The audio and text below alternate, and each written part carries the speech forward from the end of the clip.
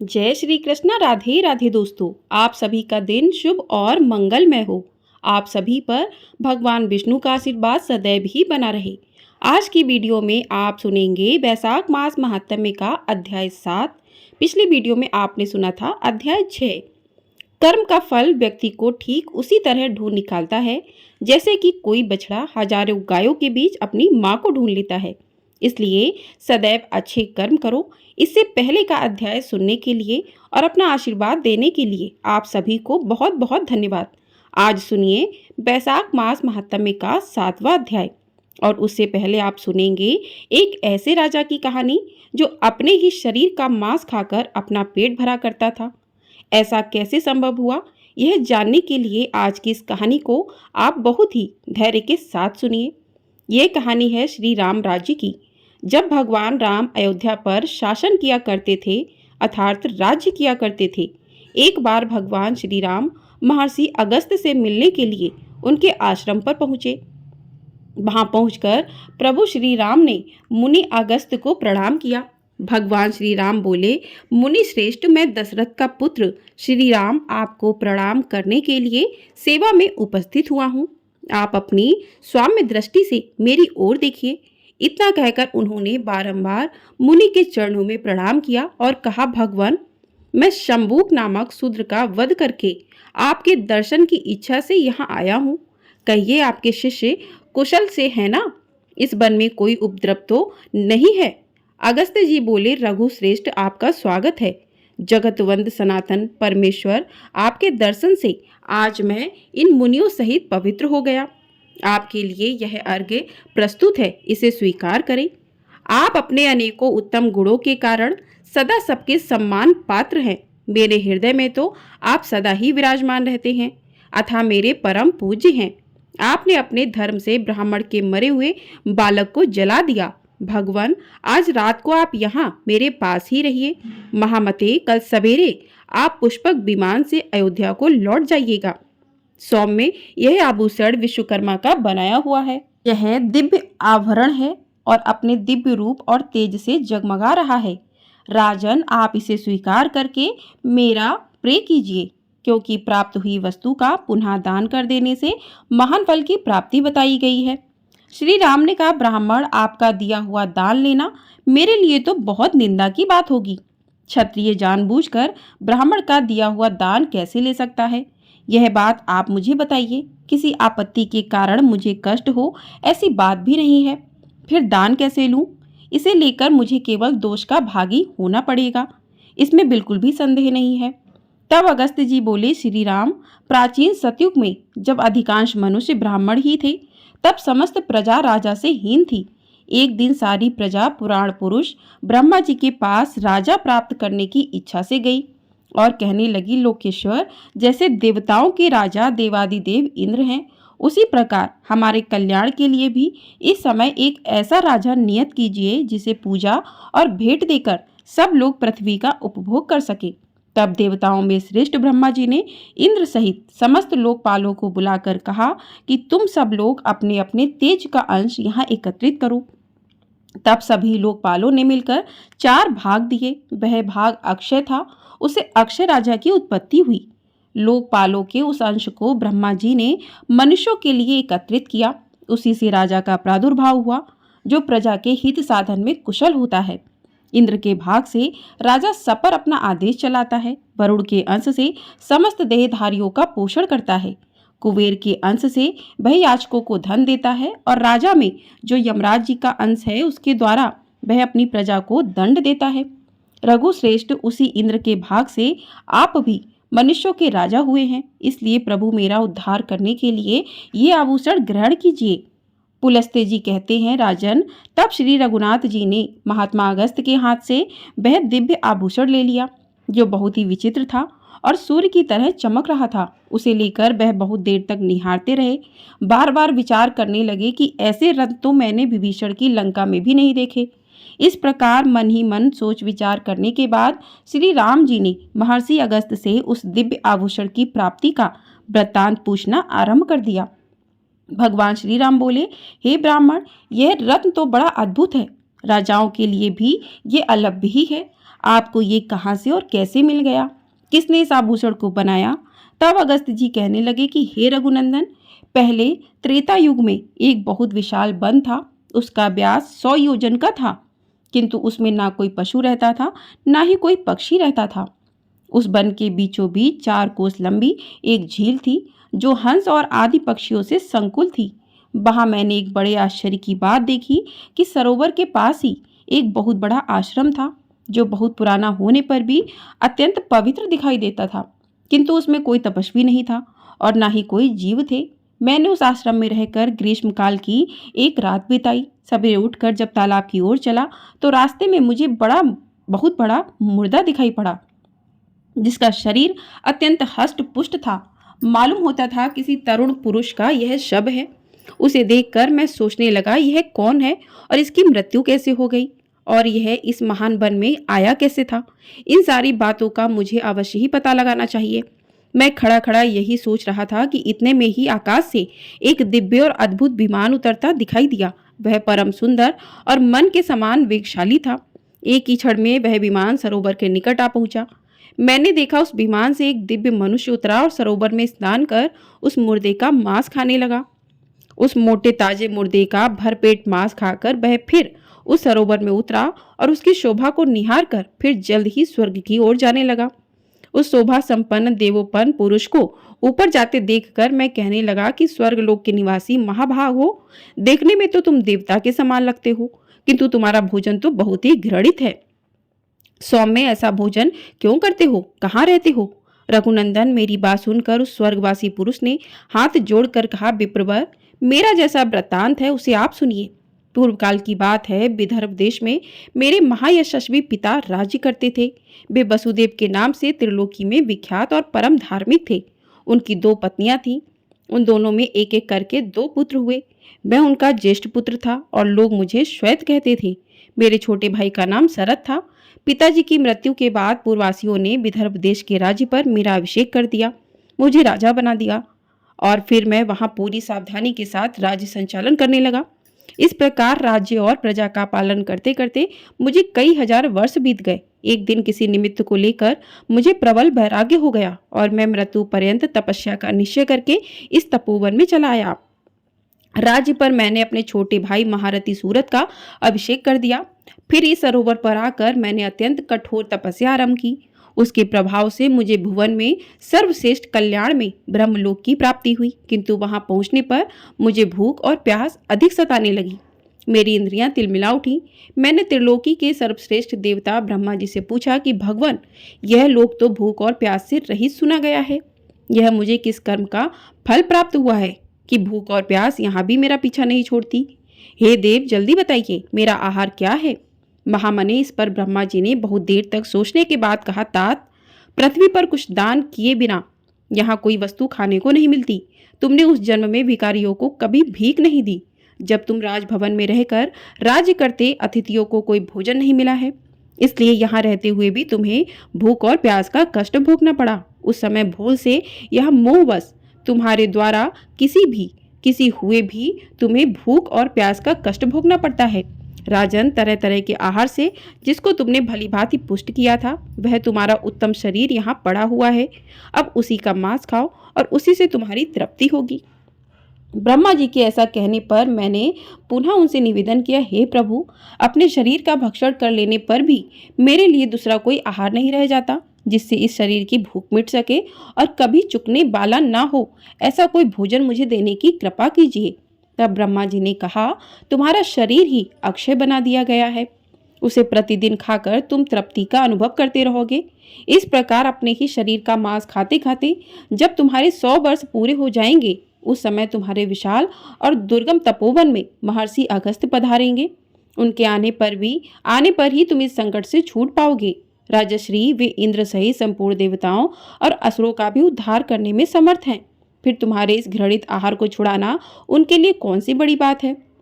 भगवान ब्रह्मा जी के ऐसे कथन सुनकर मैं अपने शरीर के मांस का ग्रहण भोजन करने लगा। विप्र, वह यही कभी नष्ट नहीं होता और इससे मेरी पूरी तरह तृप्ति भी हो जाती है और मेरा पेट भी भर जाता है। ना जाने कब वे मुनि इस वन में आकर मुझे दर्शन देंगे। यही सोचते हुए मुझे 100 वर्ष बिल्कुल निश्चित बात है। राजा श्वेत का यह कथन सुनकर और उनके उस घृणित आहार पर नजर डालकर मैंने कहा, अच्छा तो तुम्हारे सौभाग्य से मैं आ गया। अब निस्संदेह तुम्हारा मैं उद्धार करूंगा। तब वे मुझे पहचान कर दंड की तरह मेरे सामने पृथ्वी पर पड़ गए।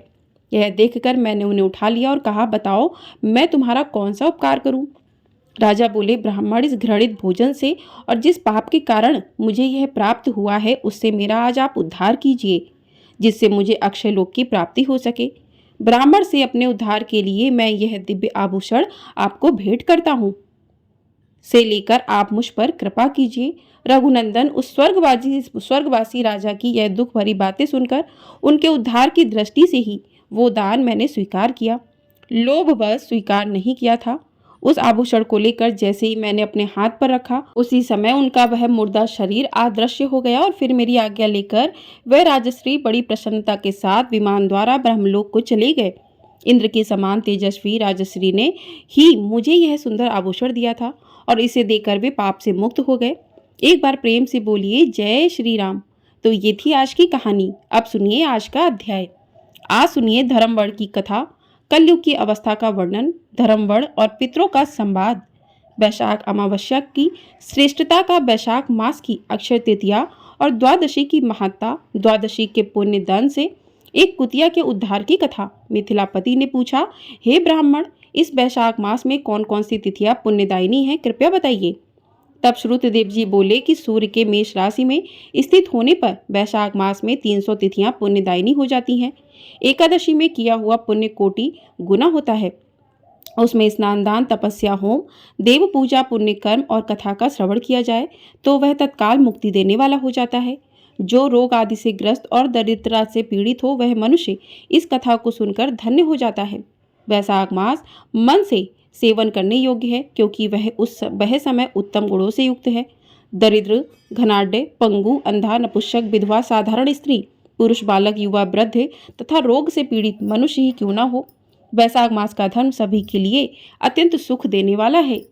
परम पुण्यम वैशाख मास में जब सूर्य मेष राशि में स्थित हो तब पाप नाशनी अमावस्या कोटि गया के समान फल देने वाली हो जाती है।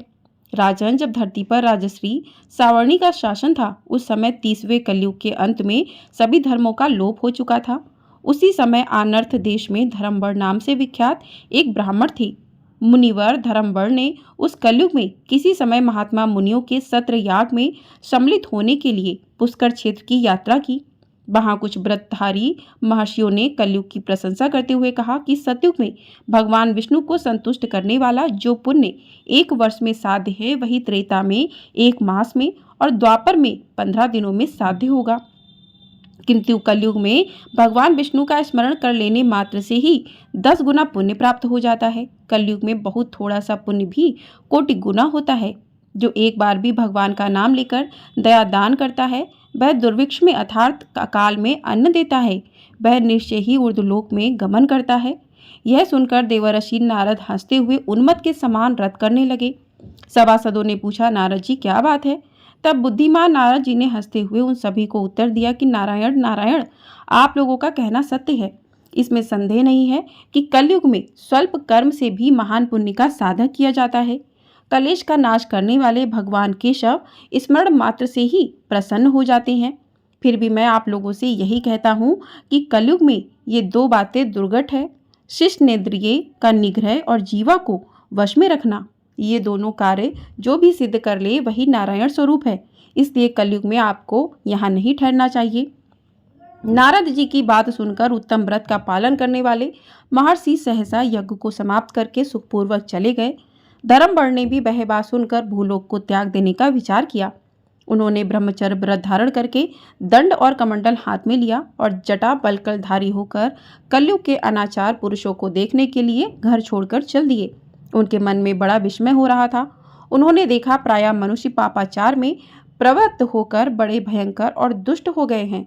ब्राह्मण पाखंडी हो गए हैं, शूद्र संन्यास धारण करते हैं, पत्नी अपने पति से द्वेष रखती है, शिष्य गुरु से वैर करता है, सेवक स्वामी के और पुत्र पिता के घात में लगा हुआ है।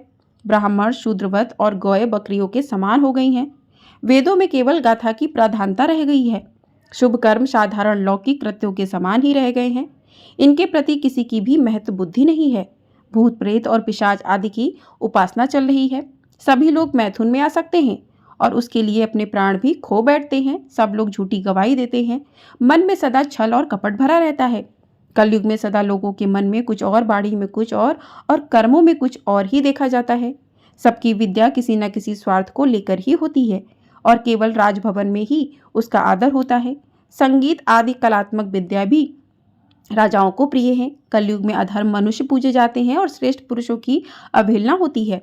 कलयुग में वेदों के विद्वान ब्राह्मण दरिद्र होते हैं। लोगों में प्रायः भगवान की भक्ति नहीं होती। पुण्य क्षेत्र में पाखंड अधिक बढ़ जाता है। शूद्र लोग जटाधारी तपस्वी बनकर धर्म की व्याख्या करते हैं। सभी मनुष्य अल्पायु, दयाहीन और तामसिक होते हैं। कलयुग में प्रायः सभी धर्म के विख्याता बन जाते हैं और दूसरों से कुछ लेने में ही उत्सव मनाते हैं। अपनी पूजा कराना चाहते हैं और व्यर्थ ही दूसरों की निंदा भी करते हैं। अपने घर आने पर सभी अपने स्वामी की चर्चा में तत्पर रहते हैं। कलयुग में लोग साधुओं को नहीं जानते, पापियों को ही बहुत आदर करते हैं। दुराग्रह लोग इतने दुराग्रह होते हैं कि साधु पुरुषों के एक दोष का भी ढिंढोरा पीटते हैं और पाप आत्माओं के दोष समूहों को भी गुण बतलाकर उनका गुणगान करते हैं।